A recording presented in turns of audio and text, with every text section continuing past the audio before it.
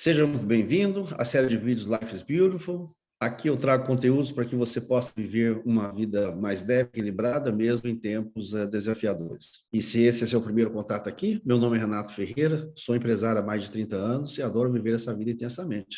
Estou aqui para dividir um pouco da minha história e ajudar você a ter uma vida fantástica. Quero aproveitar para te fazer um pedido especial. Se você ainda não é inscrito no canal, clique para se inscrever e ative as notificações para sempre ser avisado de conteúdos atualizados do canal. E deixe o seu like ou comentário para o YouTube identificar que esse é um conteúdo importante e mostrar para mais pessoas como você. E o tema de hoje é a história do Raul. Maravilha, manda bala.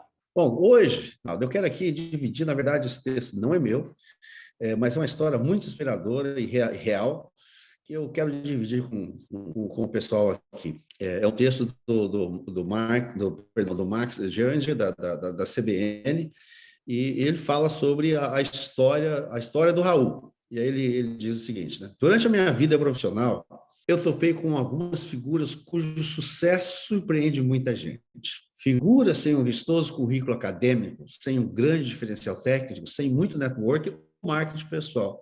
Figuras como o Raul. Eu conheço o Raul desde os tempos da faculdade. Na época, nós tínhamos um colega de classe, o Pena, que era um gênio. Na hora de fazer um trabalho em grupo, todos nós queríamos cair no grupo do Pena, porque o Pena fazia tudo sozinho. Ele escolhia o tema, pesquisava os livros, redigia muito bem e ainda desenhava a capa do trabalho, com tinta nanquim. Cara, era fantástico. Já o Raul nem dava palpite, ficava ali num canto dizendo que seu papel no grupo era só apoiar o Pena. Qualquer coisa que o Pena precisava, o Raul estava providenciando. Antes que o Pena concluísse a frase, deu no que deu. O Pena se formou em primeiro lugar na nossa turma e o resto de nós passou meio na carona do Pena, que além de usar uma colher de chá nos trabalhos, ainda permitia que a gente colasse dele nas provas. No dia da formatura, o diretor da escola chamou o Pena de paradigma do estudante que enobrece a instituição de ensino. E o Raul ali na terceira filha só aplaudindo. 10 anos depois, o Pena era a estrela da área de planejamento de uma multinacional. Brilhante como sempre ele fazia admiráveis profissões estratégicas de 5 e 10 anos. E quem era seu chefe? E quem era o chefe dela? O Raul. E como é que o Raul tinha conseguido chegar naquela posição? Ninguém na empresa sabia explicar direito. O Raul vivia repetindo que tinha subordinados melhores do que ele, e ninguém ali parecia discordar com tal afirmação. Além disso, o Raul continuava a fazer o que fazia na escola. Ele apoiava. Alguém tinha problema, era só falar com o Raul, e que o Raul dava um jeito. Meu último contato com o Raul foi há um ano. Ele havia sido transferido para Miami, onde fica a sede da empresa. Quando conversou comigo, o Raul disse que havia ficado surpreso com o convite, porque ali na matriz, o mais burrinho já tinha sido astronauta. Eu perguntei ao Raul qual era a função dele. Pergunta inócua, porque eu já sabia a resposta. O Raul apoiava, direcionava aqui, facilitava dali, essas coisas que na teoria ninguém precisava mandar um brasileiro até Miami para fazer. Foi quando no evento de São Paulo eu conheci o vice-presidente de recursos humanos da empresa do Raul. E ele me contou que o Raul tinha uma habilidade de valor inestimável. Eu fico até emocionado com essa história. Ele entendia de gente. Entendia tanto que não se preocupava em ficar à sombra dos próprios subordinados, para fazer o que eles se sentissem melhor e fossem mais produtivos. E para me explicar, o Raul, o vice-presidente citou Samuel Butler, que eu não sei ao certo quem foi, mas que tem uma frase ótima. Qualquer tolo pode pintar um quadro, mas só um gênio consegue vendê-lo. Essa era a habilidade simples que o Raul tinha de facilitar as relações entre pessoas. Perto do Raul, todo comprador normal se sentia um esperto. E todo pintor comum, um gênio. Essa era a principal competência dele. Há grandes homens que fazem com que todos se sintam pequenos, mas o verdadeiro grande homem é aquele que faz que todos se sintam grandes. Eu acho, Rinaldo, esse texto fantástico, porque, aliás, ontem eu estava jantando com uma amiga, está querendo montar seu próprio negócio, né, e me perguntando o que você precisa fazer. Então, a grande coisa em negócios que a gente precisa fazer é servir as pessoas. Né? Qualquer negócio que você tenha e que você coloque e que você faça algo diferenciado, que com que você faça que as pessoas se sintam bem, ele vai ser muito bem sucedido. Eu dou um exemplo, por exemplo, às vezes você vai em alguns restaurantes que você vai, os caras te fazem você sentir fantástico. Independente, eu não estou falando de restaurante 5 estrelas, não, às vezes pode ser restaurante simples. As pessoas te fazem você sentir bem. E o serviço é bom, e a comida é boa, você não sei o que é. E é esse sabe, a grande tacada, é fazer aquilo que todo mundo já tem, mas fazer melhor e fazer com que as pessoas se sintam bem. Quando você se sente bem, é inacreditável. A gente fala para todo mundo, a gente divulga, fala aqui, então, o crescimento é quase... Então, eu acho muito essa figura dessa pessoa, do Raul, eu acho que é fantástica, é a pessoa que a gente tem que ser, né? E se espelhar e ser, se a gente quer ter um sucesso profissional, e mesmo, claro que nós estamos falando aqui profissional, mas mesmo na sua vida, né? O mais importante da gente ser como pessoa é quanto você pode ajudar o outro, né? Estar sempre disposto a fazer dentro daquilo da sua posse. Eu não estou falando de dar dinheiro, dessas coisas. Muitas das vezes a ajuda é uma palavra, é um conselho, às vezes fazer algo, né? Essas coisas, apoiar as pessoas, a gente pode fazer. Isso eu acho que é fantástico e altera a vida de qualquer um. Então, hoje eu queria dividir essa história com vocês. Show. Esse texto é muito bom, cara. Eu nunca tinha ouvido esse texto. E realmente é isso, né? E ouvindo o texto, até me deparo até mesmo com momentos profissionais meus, né? Onde a gente fica às vezes batendo na mesma tecla de coisas que a gente não é bom, né?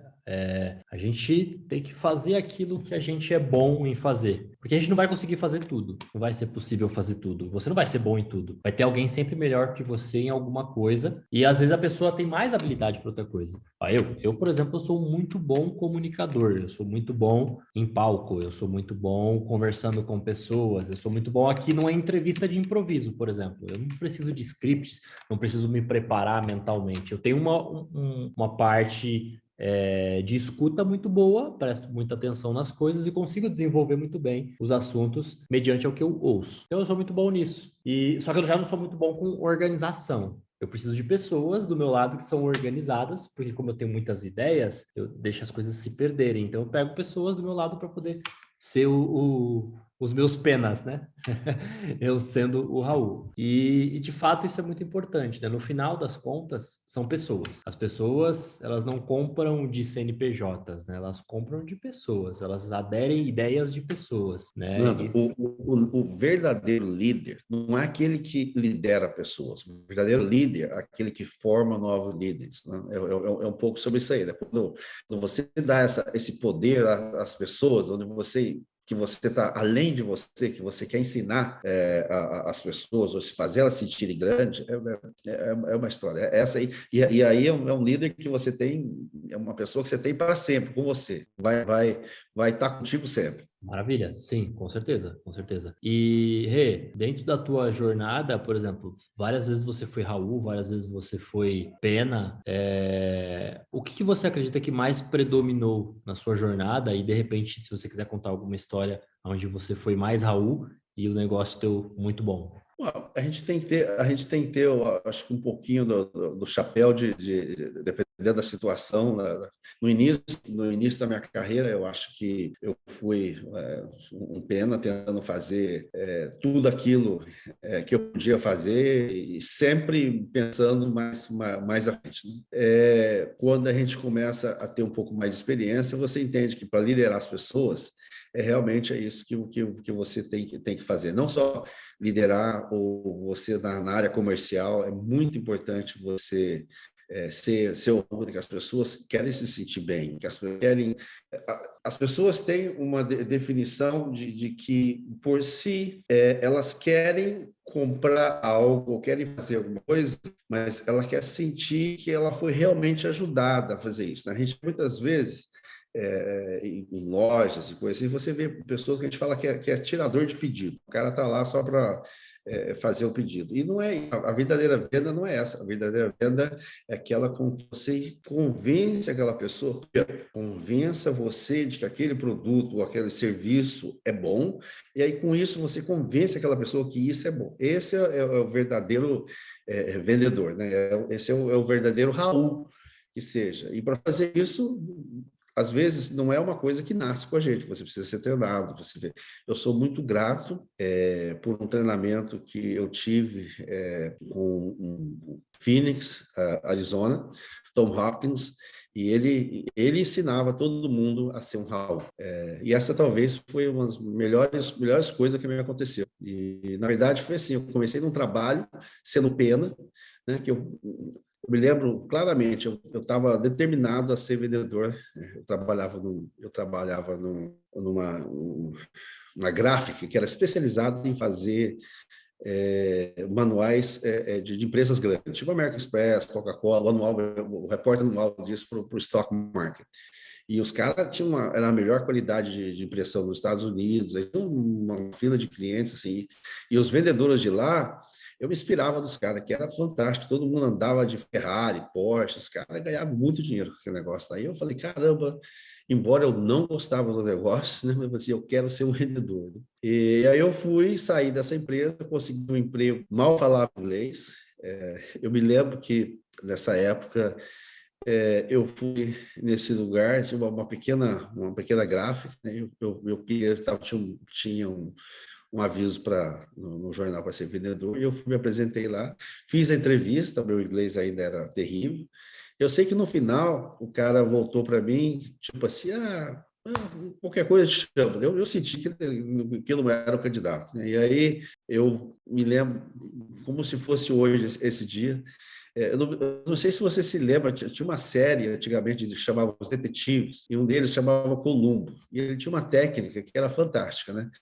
Que ele é um detetive e ele sabia que a pessoa era o criminoso, mas ele não conseguia provar. Então ele vinha, ele era um Raul, né, convencia a pessoa de que ele era amigo e tal, e não tinha problema nenhum e tal, e sempre na saída, olha que ele estava abrindo a porta, ele voltava e fazia uma pergunta e a pessoa se despreparada, bom, e ele conseguia, naquele momento, que aquela pessoa confessasse o crime ou algo desse estilo. Né? E eu usei essa mesma técnica, que eles falam assim, que é o Columbo Close, né? O fechamento Columbo. Eu estava saindo da porta e eu voltei atrás e perguntei para ele, eu gostaria de saber o que eu preciso fazer para ter esse emprego. Eu tenho algum dinheiro aqui que eu poupei, eu queria saber quanto que eu preciso te pagar para você me dar esse emprego. E eu falei isso sério mesmo, eu estava disposto, eu ganhei mais que tudo isso. E na hora o cara falou, cara, eu nunca vi alguém tão determinado a ter uma coisa, você está contratado. E esse cara não só me contratou, ele determinou a me ajudar. Ele foi o cara que me deu as fitas do Tom Hopkins, e quando eu ouvi aquilo ali, foi tudo que eu precisava ouvir. No final da história, eu nunca consegui fazer nada, não era meu negócio, mas toda a minha carreira de vendas e aprender a vender começou desse dia com essa atitude aí. Então, um pouquinho da minha história aí. Show de bola. Caraca, foi meio que all-in, né? Vou arriscar tudo aqui agora. Vamos ver que bicho dá, vamos ver o que acontece. Cara, eu tenho uma situação eu tenho uma situação parecida, né? Parecida. Foi mais ou menos assim. Eu teve uma empresa que eu trabalhei 7 anos nessa empresa, que era de material de construção. Eu comecei lá limpando banheiros. Quando eu saí de lá, saí com um cargo alto, ganhando super bem, mas saí para vir para o mercado do desenvolvimento humano. E foi muito louco porque foi assim, a gente estava em São Paulo e essa empresa é em Santos. Um amigo meu foi chamado para uma entrevista lá e a gente estava procurando emprego em São Paulo. E eu tinha carro na época, ele não. Ele falou, Naldo, eu tenho uma entrevista às 4h15 da tarde, Só que se eu sair daqui de São Paulo de metrô e pegar o ônibus para descer, não vai dar certo o horário. Você me leva de carro, eu pago combustível, eu pago tudo? Falei, beleza, eu te levo, tá tudo certo, vamos lá, eu te ajudo e tudo mais. A gente desceu de São Paulo e foi para Santos. E foi muito louco porque aconteceu da seguinte forma: quando chegou no local, tinha umas 3 pessoas sentadas esperando para entrevista. Aí ele chegou, ele era o quarto, ficou de último, eu fiquei sentado do lado dele. Só que como a gente entrou no shopping, a gente entrou em um shopping e ele ia ficar um tempo lá para fazer a entrevista, eu peguei o meu envelope de currículo e falei, cara, enquanto você faz a entrevista no seu, eu vou esperar um pouquinho e eu vou entregar currículo no shopping, né? De repente, acontece alguma coisa e tem o currículo no shopping. Beleza. Aí, quando eu sentei lá do lado dele, eu dei uma saída, fui, tomei um café, aí voltei para dar uma olhadinha quanto tempo que ele ia demorar, para quanto tempo que eu tinha para rodar o shopping para entregar os outros, porque eu estava contando as horas por causa do horário do estacionamento, que eu estava sem dinheiro para pagar o estacionamento. Então, eu tinha que olhar para ver se saía no tempo certo, para poder pegar tudo certinho, para poder sair. Beleza. Aí, quando eu cheguei e voltei lá para olhar, ele era o próximo. Aí ele falou, eu sou o próximo. Eu falei, então tá bom. Então você sobe, depois eu tiro o carro do estacionamento e volto aqui andando no shopping e entrego andando mesmo, deixo o carro na rua. Tá bom. Aí ele entrou, fez a entrevista dele, eu fiquei sentado esperando. Deu mais ou menos uns 20 minutos da entrevista dele, ele já era o horário dele descer. Aí a moça olhou para mim e falou, você é o próximo? Eu não sei o que aconteceu na minha cabeça, que eu falei, sou. Só que eu não tinha sido selecionado, nem nada. Eu falei, sou o próximo. Aí ela, tá bom, então sobe. Aí eu subi com o currículo na mão, entrei lá e cheguei lá, os caras falaram assim, qual é o seu nome? É o Naldo Correia e tal, não sei o que, não sei o que. Ele, mas seu nome não tá na lista. Eu falei, não, eu tava lá embaixo esperando o meu amigo. Ela perguntou se eu queria subir para entregar o currículo. Eu subi, tá aqui meu currículo. Aí o cara olhou pra minha cara, você tem experiência e tal? Eu falei, eu não tenho experiência, mas eu acredito que uma empresa desse tamanho tem alguém que limpe banheiro. Eu posso limpar o seu banheiro. Pra limpar o banheiro eu consigo. E o restante eu vou aprendendo com o tempo e tal, tal, tal, tal. Aí o cara olhou pra tinham 3 assim, né? Olharam um pra cara do outro e falou, caraca, cara, gostamos dele. Legal. Ele falou assim, bom, não vamos te prometer uma vaga para agora, mas teu currículo vai ficar aqui e eu quero que você entre em contato com um de nós 3 aqui, daqui 30 dias, que a gente vai dar um jeito de colocar você na empresa. Aí, beleza. Aí, 2 meses depois, eu entrei na empresa. Entrei como repositor, aí subi para vendedor, depois fui para gerente, depois fui correndo toda uma trajetória dentro da empresa. Mas foi muito louco, né? Porque eu não tinha nada a ver com o negócio, e aí você vê uma oportunidade, você fala, vou arriscar. Não sei o que pode dar, vou arriscar. E aconteceu isso, que foi bem, bem interessante. Aí, isso você me contou contando dessa sua fase, me fez lembrar dessa fase. E isso que eu acho que é muito importante, é de você aproveitar essas oportunidades que eu acredito que o universo nos dá, e cabe a nós identificar, né? Que muitas das vezes acontece, as pessoas ficam com medo, não sabe? Eu acho que são aquelas coisas que vem intuição, né? Que vem dentro de você, você tem que ouvir e fazer, cara, e não ter medo, não ter medo. Isso aí, você tem que fazer a sua parte. E é isso fazer eu acho que é um exemplo, cara, no que você fez a sua parte. Então, o universo te deu a oportunidade, eu fui ali, bom, você viu que funcionou. E o mesmo caso comigo também, eu vi a oportunidade, fui ali, pô, e deu certo, né? Eu acho que e é isso que eu acho que a mensagem que a gente tem que passar para frente é o seguinte, né, meu? Vai atrás, não tenha medo, assuma. Apareceu a oportunidade, não tenha medo, vai embora, vai dar certo, lança a sua cabeça. O mais importante é você convencer você. Convencendo você, o resto é simples. E nessa mesma linha, a última pergunta para a gente matar esse aqui, você acredita que o sucesso ele deixa pistas, rastros para você prestar atenção e aproveitar? Bom, assim, eu acho que aprende com todas as experiências, né? Infelizmente, a gente nunca aprende com a experiência correta, né? É incrível, né? Porque quando vê o sucesso, ninguém para ver o que acontece com o sucesso, por que deu certo. A gente quer celebrar, vamos fazer isso, vamos fazer festa, vamos gastar, essa é a maneira que a gente faz, né? Porque quando dá uma porrada, toda vez a gente quer parar, pensar e ver o que fez, analisar, né? A questão aqui é o seguinte, né? Eu acho que a gente tem que fazer mais é analisar quando deu certo, o que foi que a gente fez para dar certo, sabe? Isso é muito importante e a maioria das pessoas, né, acaba não fazendo isso. É olhar aquilo que eu fiz para isso dar certo, onde foi né, que eu fiz que deu tudo certo e colher essas coisas aqui. E também o negativo também, aprender, porque a vida outro dia tive essa visão, eu acho que é a melhor maneira de descrever o que é a nossa vida aqui, né? Essa passagem aqui. A nossa vida é um grande quebra-cabeça, onde a gente vai tentando colocar as pedrinhas para ver. Só que esse quebra-cabeça, um quebra-cabeça normal, você tem a foto do lado, né? Então você vai olhando a foto e vai tentando. Na vida, eu acho que não tem essa foto. Cabe a nós saber qual é o pedacinho. Então, é por isso que muitas das vezes tem essas experiências que não dão certo, é mais ou menos aquele pedacinho que você tentou colocar, opa, mas esse aí não achou, então aí vem essas coisas. Então aí você vai vivendo. Então a vida é você que tentar colocar esse quebra-cabeça junto, chegar no final e falar assim, pô, é isso aí, consegui, né? Essa é a minha visão. Maravilha, Rê. Legal, legal. Muito bacana. Bom, muito obrigado mais uma vez. Meu nome é Renato Ferreira. Agradeço você por estar aqui novamente. Pode dar o like aí, se você achou que o conteúdo é legal, passa para frente. E a gente se vê novamente. Um grande abraço. Obrigado.